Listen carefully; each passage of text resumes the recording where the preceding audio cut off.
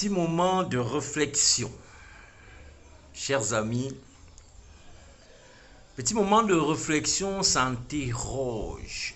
Nous nous interrogeons.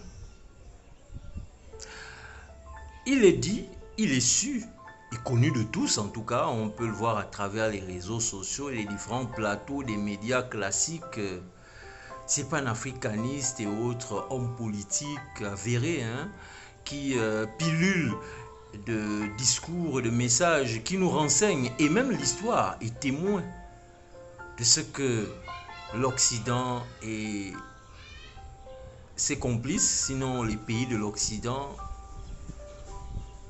sont en réalité des pays impérialistes qui se sont imposés par la force en Afrique. Et le cas de la France est un cas à citer. C'est un cas qui fait école, surtout quand on parle des colonies d'Afrique francophone, donc l'Afrique centrale par exemple, et les pays de l'Afrique de l'Ouest. Petit moment de réflexion. Alors tout le monde est convaincu et sait très bien que donc la France, s'il faut personnaliser les pays, est un voleur. La France est un bandit, un braqueur, un assassin. Je vais m'arrêter là parce que la liste des crimes est longue. Mais la France est un criminel. S'il faut juger ce monsieur appelé la France, c'est un monsieur qui doit aller en prison. Et ça, tout le monde le sait, je ne dis rien de nouveau, ce n'est pas un scoop. Petit moment de réflexion.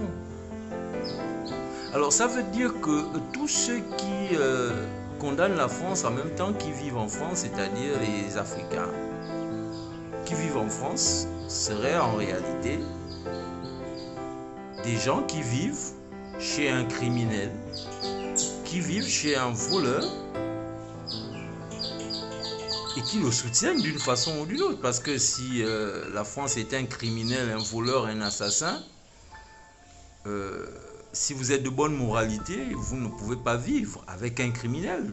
Pire encore, chez un criminel. C'est que vous êtes complice, vous aussi. Chaque fois que vous buvez de l'eau chez lui, vous savez que c'est de l'eau volée. Sinon, de l'eau qui a été achetée avec de l'argent volé, de l'eau qui a été braquée. Chaque fois que vous regardez la télévision chez lui, vous savez que la télévision, vous regardez, elle a été achetée par un voleur qui certainement, pour acheter cette télévision, a volé ou braqué. Donc, la France nourrit aujourd'hui les voleurs. Disons, le voleur nourrit les braqués. Parce que l'Afrique qui se plaint, l'Afrique qui a été braquée, l'Afrique qui a été volée, ne peut pas en même temps aller vivre chez celui qui l'a braqué. C'est encourager le voleur. Petit moment de réflexion. D'accord, le voleur a réussi à embellir sa maison, il a mis une barrière, pelouse, balançoire, piscine, justement, du fait de ce qu'il vous a volé. Mais ce n'est pas pour autant que vous allez aller vivre chez lui, chez le voleur. C'est dire quelque part que c'est bon, ça va. Je comprends pourquoi la France ne veut rien rembourser. Je comprends pourquoi la France ne se préoccupe guère de la souffrance, de tout ce que les braqués peuvent endurer et tout ce que vous pouvez lancer comme cri d'alarme. Ils s'en foutent éperdument parce que vous avez érigé justement le voleur en roi. Vous l'avez mis à la place de Dieu. Vous rêvez tous de vivre chez lui. Vous rêvez tous d'aller chez lui. C'est un voleur. Petit moment de réflexion. Il fallait que le voleur reste chez lui avec ce qu'il a volé. Et même si chez moi il n'y a rien, je reste chez moi. Mais du moins, l'histoire va nous juger. L'histoire ne ment pas. L'histoire est comme le temps. Petit moment de réflexion. Je préfère rester chez moi en tant que braqué, pleurer, attendre la justice, attendre justement mon jour, le jour où ce dernier sera mis en prison, plutôt que d'aller mendier chez celui qui m'a volé.